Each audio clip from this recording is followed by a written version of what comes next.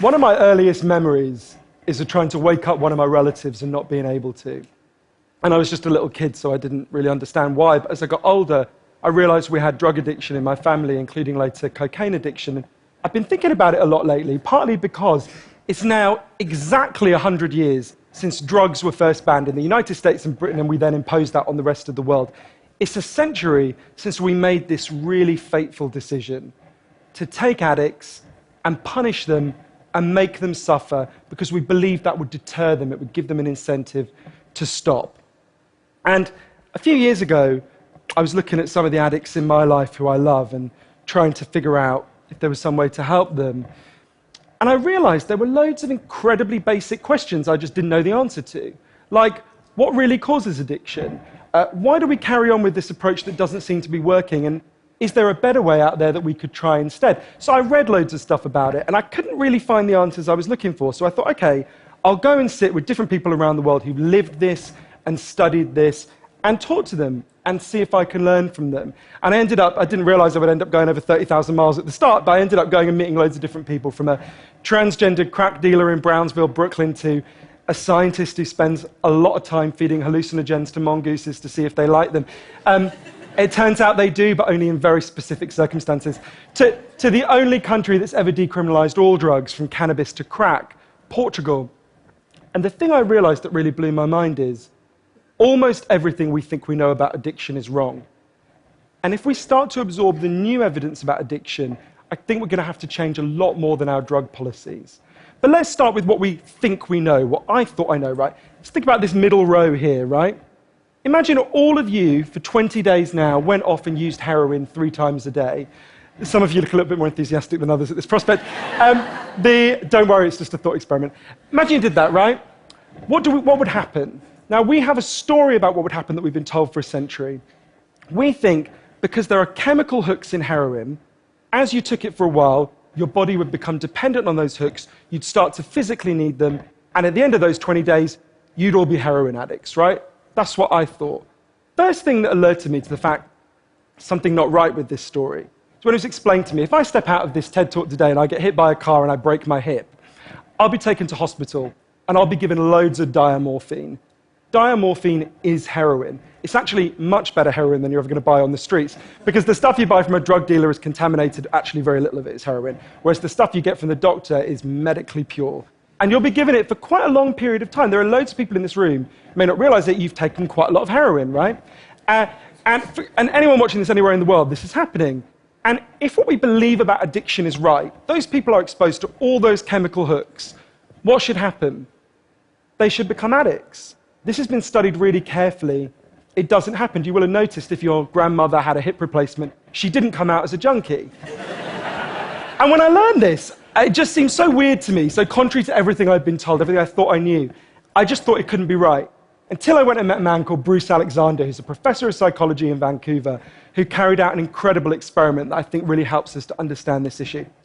Professor Alexander explained to me, the idea of addiction we've all got in our heads, that story, comes partly from a series of experiments that were done earlier in the 20th century.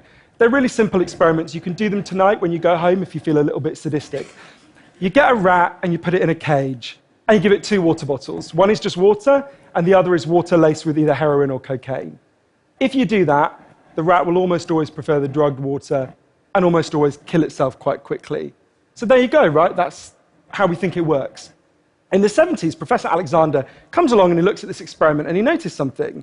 He said, we're putting the rat in an empty cage. It's got nothing to do except use these drugs. Let's try something a bit different. So Professor Alexander built a cage that he called Rat Park, which is basically heaven for rats, right? They've got loads of cheese, they've got loads of colored balls, they've got loads of tunnels. Crucially, they've got loads of friends, they can have loads of sex, and they've got both the water bottles, the normal water and the drugged water. But here's the fascinating thing. In Rat Park, they don't like the drugged water. They almost never use it. None of them ever use it compulsively. None of them ever overdose. You go from almost 100% overdose when they're isolated to 0% overdose when they have happy and connected lives. Now, when he first saw this, Professor Alexander thought, maybe this is just a thing about rats. They're quite different to us, maybe not as different as we'd like, but. But fortunately, there was a human experiment into the exact same principle happening at the exact same time. It was called the Vietnam War. In Vietnam, 20% of all American troops were using loads of heroin. And if you look at the news reports from the time, they were really worried because they thought, my God, we're going to have hundreds of thousands of junkies on the streets of the United States when the war ends. It made total sense. Now, those soldiers who were using loads of heroin were followed home. The Archives of General Psychiatry did a really detailed study, and what happened to them? It turns out they didn't go to rehab. They didn't go into withdrawal. 95% of them just stopped. Now, if you believe the story about chemical hooks, that makes absolutely no sense. But Professor Alexander began to think there might be a different story about addiction. He said, what if addiction isn't about your chemical hooks? What if addiction is about your cage? What if addiction is an adaptation to your environment? Looking at this, there was another professor called Peter Cohen in the Netherlands who said, maybe we shouldn't even call it addiction. Maybe we should call it bonding. Human beings have a natural and innate need to bond. And when we're happy and healthy, we'll bond and connect with each other. But if you can't do that because you're traumatized or isolated or beaten down by life, you will bond with something that will give you some sense of relief. Now, that might be gambling, that might be pornography, that might be cocaine, that might be cannabis, but you will bond and connect with something because that's our nature. That's what we want as human beings. And I think, at first I found this quite a difficult thing to get my head around, but one way that helped me to think about it is, and I can see, I've got over by my seat there a bottle of water, right? I'm looking at lots of you, and lots of you have bottles of water with you, right?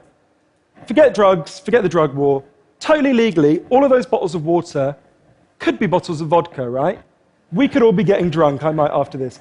But we're not, right? Now, because you've been able to afford the approximately £1 gazillion that it costs to get into a TED Talk, I'm guessing you guys could afford to be drinking vodka for the next 6 months. You wouldn't end up homeless. You're not going to do that. And the reason you're not going to do that is not because anyone's stopping you. It's because you've got bonds and connections that you want to be present for. You've got work you love. You've got people you love. You've got healthy relationships. And a core part of addiction, I came to think, and I believe the evidence suggests, is about not being able to bear to be present in your life. Now, this has really significant implications. The most obvious implications are for the war on drugs, right? In Arizona, I went out with a group of women who were made to wear T-shirts saying I was a drug addict and go out on chain gangs and dig graves while members of the public could jeer at them. And when those women get out of prison, they're going to have criminal records that mean they'll never work in the legal economy again. Now, that's a very extreme example, obviously, in the case of the chain gang, but actually almost everywhere in the world we treat addicts to some degree like that. We punish them, we shame them, we give them criminal records, we put barriers between them reconnecting. There was a doctor in Canada, Dr. Gabor Mate, an amazing man, who said to me, if you wanted to design a system that would make addiction worse, you would design that system. Now, there's a place that decided to do the exact opposite, and I went there to see how it worked. In the year 2000, Portugal had one of the worst drug problems in Europe. 1% of the population was addicted to heroin, which is kind of mind-blowing. And every year, they tried the American way more and more. They punished people and stigmatized them and shamed them more.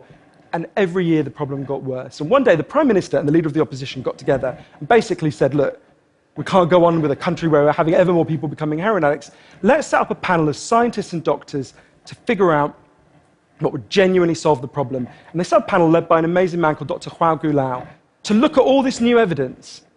And they came back and they said, decriminalize all drugs, from cannabis to crack.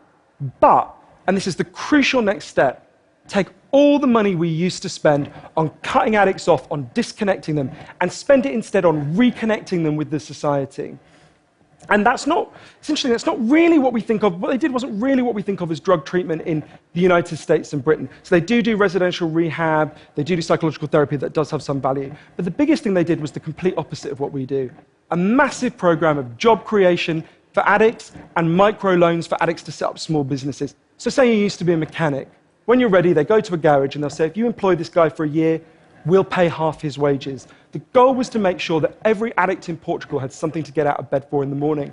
And when I went and met the addicts in Portugal, it's fascinating. What they said is, as they rediscovered purpose, they rediscovered bonds and relationships with the wider society.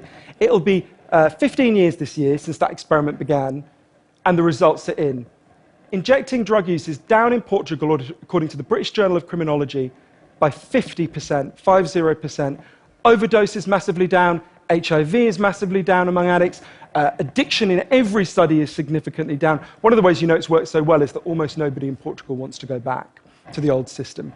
Now, that's the kind of political implications. I actually think there's a layer of implications to all this research below that. You know, we live in a culture where people feel really increasingly vulnerable to all sorts of addictions, whether it's to their smartphones or to shopping or to eating. You know, before these talks began, you guys know this, that we were told we weren't allowed to have our smartphones on. And I have to say, a lot of you looked an awful lot like addicts who were being told their dealer was going to be unavailable for the next couple of hours.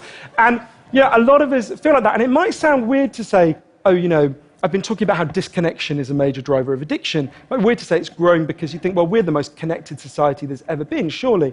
But I increasingly began to think that the connections we have, we think we have, are like a kind of parody of human connection. If you have a crisis in your life, you'll notice something. It won't be your Twitter followers who come to sit with you. It won't be your Facebook friends who help you turn it round. It'll be your flesh and blood friends who you have deep and nuanced and textured face-to-face relationships with. And I think there's a study I learned about from Bill McKibben, the environmental writer, I think tells us a lot about this. It looked at the number of close friends the average American believes they can call on in a crisis. That number has been declining steadily since the 1950s. The amount of floor space an individual has in their home has been steadily increasing.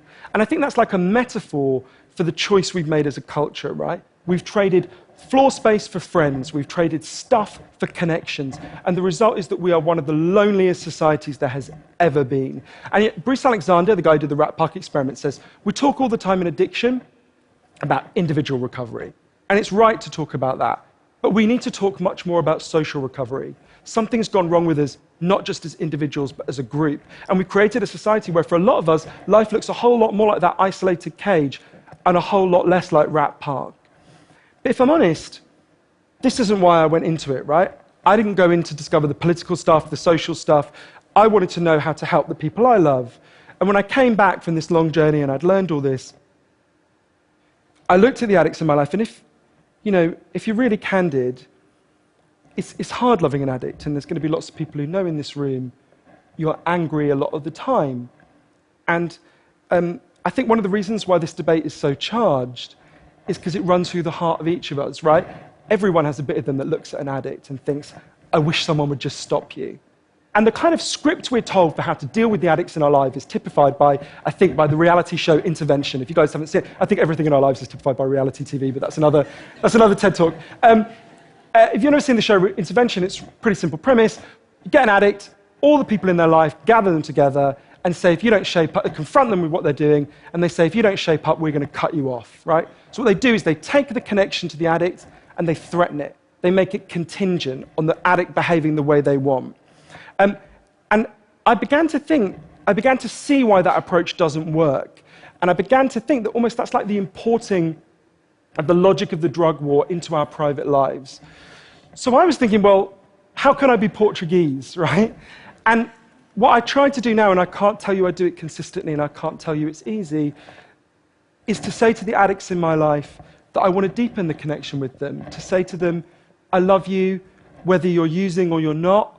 I love you whatever state you're in, and if you need me, I'll come and sit with you, because I love you and I don't want you to be alone or to feel alone. And I think the core of that message, you're not alone, we love you, has to be at every level of how we respond to addicts, socially, politically, and individually. For 100 years now, we've been singing war songs about addicts. I think all along we should have been singing love songs to them, because the opposite of addiction is not sobriety. The opposite of addiction is connection. Thank you.